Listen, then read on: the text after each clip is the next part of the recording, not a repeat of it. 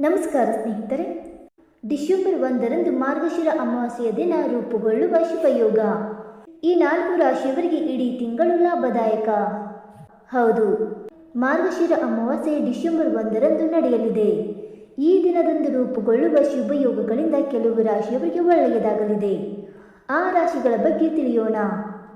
ಮಾರ್ಗಶಿರ ಅಮಾವಾಸ್ಯೆಯ ದಿನ ಬೆಳಗ್ಗಿನಿಂದಲೇ ಸುಕರ್ಮ ಯೋಗವಿದ್ದು ಸಂಜೆ 4:34ಕ್ಕೆ ಈ ಯೋಗ ಸಮಾಪ್ತಿಯಾಗಲಿದ್ದು ಬಳಿಕ ದ್ಯುತಿಯೋಗ ನಡೆಯಲಿದೆ. ಈ 2 ಯೋಗಗಳನ್ನು ಜ್ಯೋತಿಷ್ಯದಲ್ಲಿ ಬಹಳ ಮಂಗಳಕರವೆಂದು ಪರಿಗಣಿಸಲಾಗಿದೆ.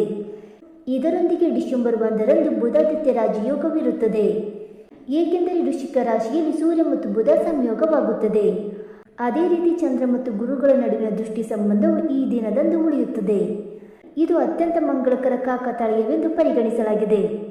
ಮತ್ತು ಗ್ರಹಗಳ ಸ್ಥಾನ ಮತ್ತು ಶುಭ ಯೋಗಗಳ ಕಾರಣ ಮಾರ್ಗಶಿರ ಅಮಾವಾಸ್ಯೆಯ ನಂತರದ ಸಮಯವು ಕೆಲವು ರಾಶಿಗಳಿಗೆ ತುಂಬ ಒಳ್ಳೆಯದು. ಹಾಗಾದರೆ ಆ ಅದೃಷ್ಟದ ರಾಶಿಗಳು ಯಾವುವೆಂದು ತಿಳಿದುಕೊಳ್ಳೋಣ ಬನ್ನಿ ಸ್ನೇಹಿತರೆ. ಅದಕ್ಕೂ ಮುಂಚೆ ನೀವಿನ್ನು ನಮ್ಮ ಚಾನಲ್ಗೆ ಸಬ್ಸ್ಕ್ರೈಬ್ ಮಾಡದೆ ನೋಡ್ತಾ ಇದ್ದರೆ ದಯವಿಟ್ಟು ನಮ್ಮ ಚಾನಲ್ಗೆ ಸಬ್ಸ್ಕ್ರೈಬ್ ಮಾಡಿಕೊಳ್ಳಿ ಸ್ನೇಹಿತರೆ. ಹಾಗೆ ವೈದಿಕ ಜ್ಯೋತಿಷ್ಯ ಮತ್ತು ಆಚಾರ ವಿಚಾರಗಳಲ್ಲಿ ನಂಬಿಕೆ ಇದ್ದರೆ ವಿಡಿಯೋಗೊಂದು ತಪ್ಪದೆ ಲೈಕ್ ಕೊಟ್ಟು ನಿಮ್ಮ ಆತ್ಮರಿಗೂ ಶೇರ್ ಮಾಡಿ. ಮೊದಲನೇದಾಗಿ ವೃಷಭ ರಾಶಿ.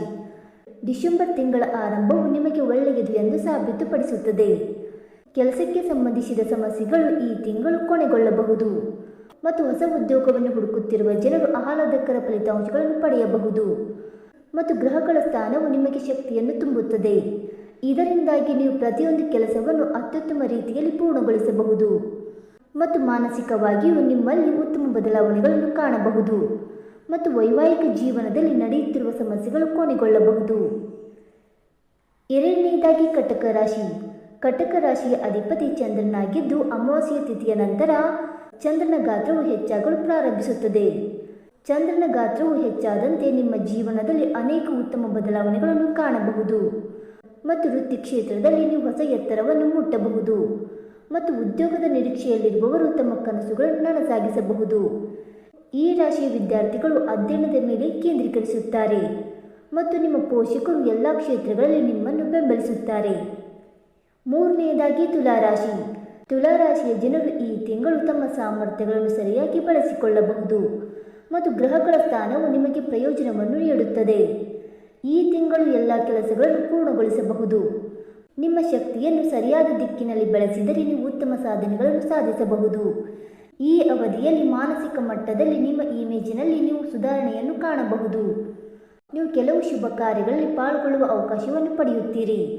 ಅದು ನಿಮಗೆ ಉಲ್ಲಾಸವನ್ನು ನೀಡುತ್ತದೆ. ಇನ್ನು 4ನೇದಾಗಿ ಮಕರ ರಾಶಿ. ಡಿಸೆಂಬರ್ ತಿಂಗಳು ಮಕರ ರಾಶಿಯವರಿಗೆ ಅನೇಕ ಒಳ್ಳೆಯ ಅನುಭವಗಳನ್ನು ತರುತ್ತದೆ. ಕೆಲವು ಅವಿವಾಹಿತರು ಈ ತಿಂಗಳು ಮದುವೆಯಾಗಬಹುದು ಮತ್ತು ನಿಮ್ಮ ಆರ್ಥಿಕ ಸ್ಥಿತಿ ಮೊದಲಿಗಿಂತ ಬಲವಾಗಿರುತ್ತದೆ. ಕೆಲವು ಜನರು ಕೆಲವು ಅಜ್ಞಾತ ಮೂಲಗಳಿಂದ ಆರ್ಥಿಕ ಪ್ರಯೋಜನಗಳನ್ನು ಪಡೆಯಬಹುದು ಮತ್ತು ಮಕ್ಕಳಿಗೆ ಸಂಬಂಧಿಸಿದ ಯಾವುದೇ ಒಳ್ಳೆಯ ಸುದ್ದಿ ಈ ರಾಶಿಯ ಜನರ ಜೀವನದಲ್ಲಿ ಸಂತೋಷವನ್ನು ತರುತ್ತದೆ. ಈ ರಾಶಿಯ ಜನರು ತಮ್ಮ ಸಹೋದರ ಮತ್ತು ಸಹೋದರಿಯರಿಂದ ಬೆಂಬಲವನ್ನು ಪಡೆಯುತ್ತಾರೆ. ಸ್ನೇಹಿತರೆ, ಈ ಮಾಹಿತಿ ನಿಮಗೆ ಇಷ್ಟವಾಯಿತಾ? ಇಷ್ಟವಾಗಿದ್ದರೆ ವಿಡಿಯೋಗೊಂದು ಲೈಕ್ ಮಾಡಿ, ಶೇರ್ ಮಾಡಿ. ಹಾಗೆ ನಿಮ್ಮ ಅನಿಸಿಕೆ ಮತ್ತು ಅಭಿಪ್ರಾಯಗಳನ್ನು ತಪ್ಪದೆ ಕಮೆಂಟ್ ಮೂಲಕ ತಿಳಿಸಿ ಸ್ನೇಹಿತರೆ. ವಿಡಿಯೋ ನೋಡಿದ್ದಕ್ಕಾಗಿ ಧನ್ಯವಾದಗಳು. Thank you so much.